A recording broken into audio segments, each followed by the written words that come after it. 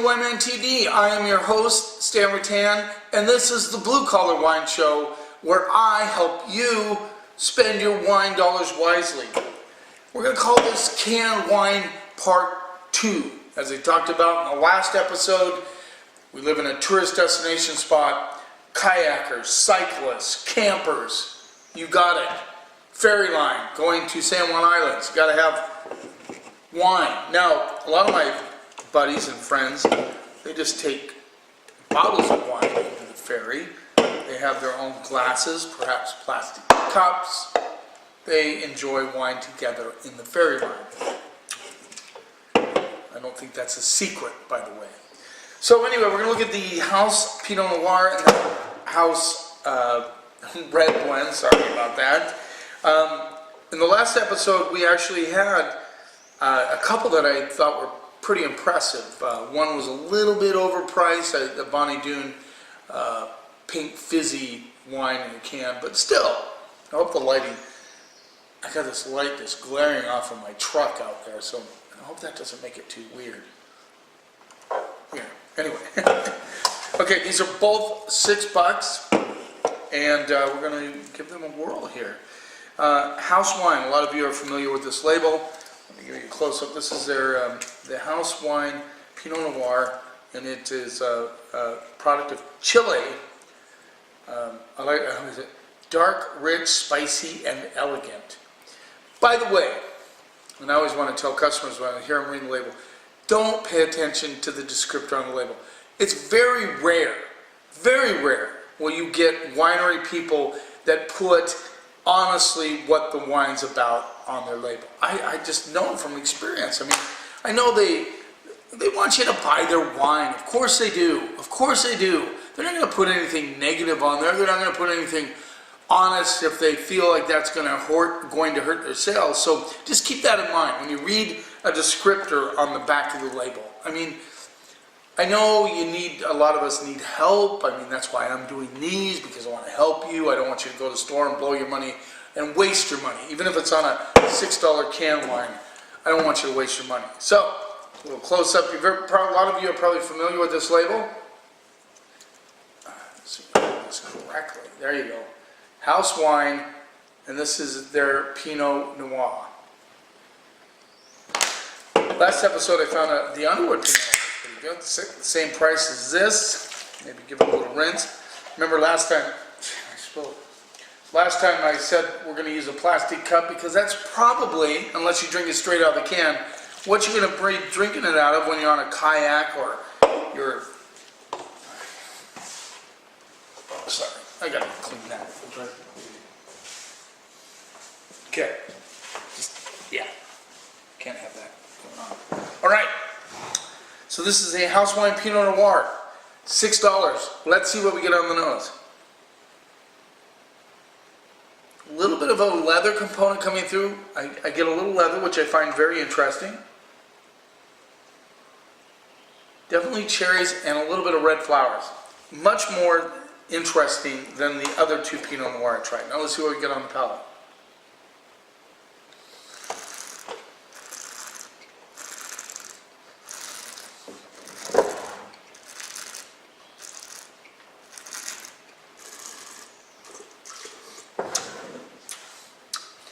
Always interesting to me, Chilean Pinot Noir, the more inexpensive styles, always have that little bit of green bell pepper, kind of asparagus thing going on underneath, which I find quite interesting. This is ripe cherries. Now, I don't know if you remember the last episode, but the Cycles Gladiator Pinot Noir was a little sugarfied to me. This is just ripe. This is just definitely ripe, almost currant cherry elements coming through.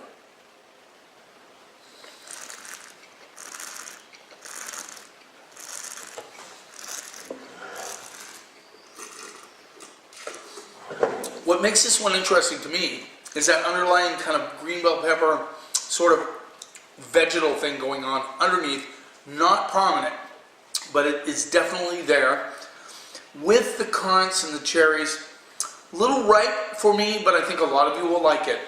I'm going to go C+. I think it's a solid Pinot Noir. I don't get any sugar-fied component coming through. I just get really ripe fruit. Man,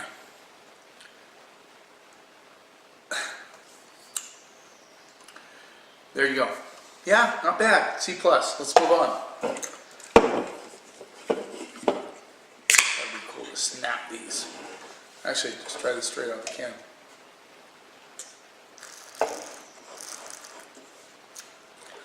I'm telling you, if you do get a can of wine and you think about drinking it straight out of the can, that's fine with me. I don't care.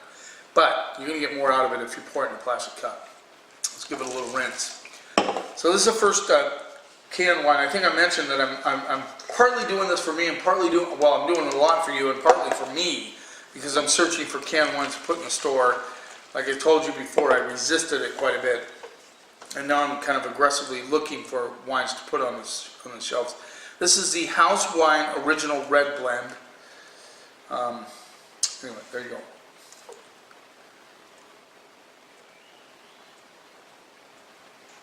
Imported product of Chile. Another one, a Chilean red blend. There you go. So these are, you know, I would, for lack of a better term, say iconic labels. We've seen them in the past. I remember when they came out a few years ago, it was a big thing. Everybody liked the house wines. It was kind of a funky, cool package. I still think it's a funky, cool package. I want to know the truth. Let's see what we get on the nose.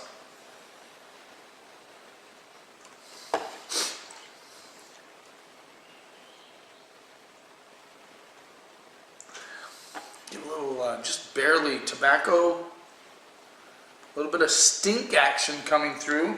Not a lot, just a little bit. There's a really peculiar, almost a chemical type element coming through on the. I know this is really. Look at this little side thing. I mean, that's glaring through there.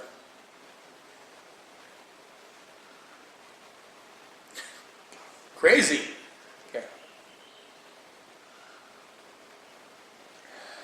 Yeah, I can't put my finger on that smell.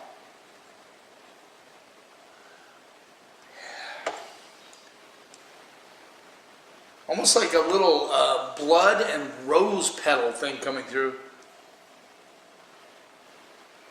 With a little carpet cleaner action.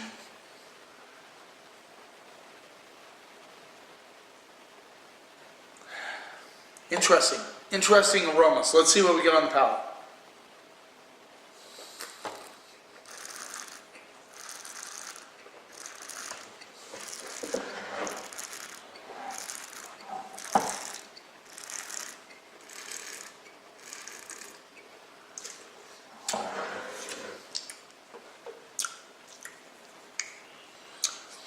Very one-dimensional. I mean, there's just not a lot going on with this wine.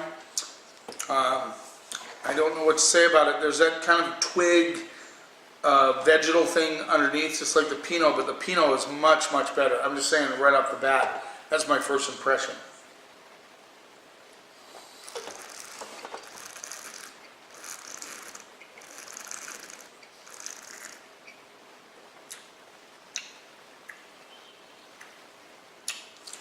A little like a mocha, chocolate, cherry thing, but it really shows no juxtaposition between the flavors. Yeah,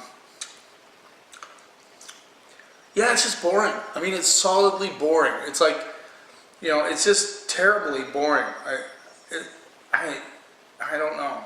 I mean, it's like sitting through church, you know. It's just like, and you're not really into it, you know. It's just one of those things, you know. It just happens, and you're like, okay, can I finally finish this can of wine? Can I finally get out of church? You know, that sort of thing. That sort of thing.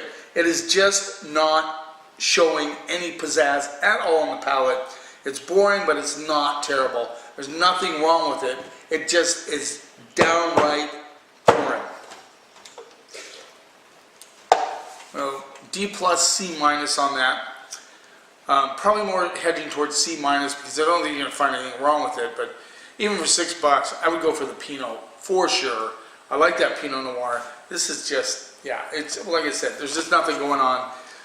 If you just want to pound down a can of wine because you just don't want to think about it, yeah, go ahead and buy it. Go ahead and buy it. But my suggestion is go with the Pinot Noir. Hey, thanks for taking the time, a little bit of time out of your day for watching. Subscribe to my channel if you get a chance. Hook up with me on Twitter at StanTheWineMan or on Instagram at StanTheWineMan. You keep watching, and I'll keep helping you spend your wine dollars wisely.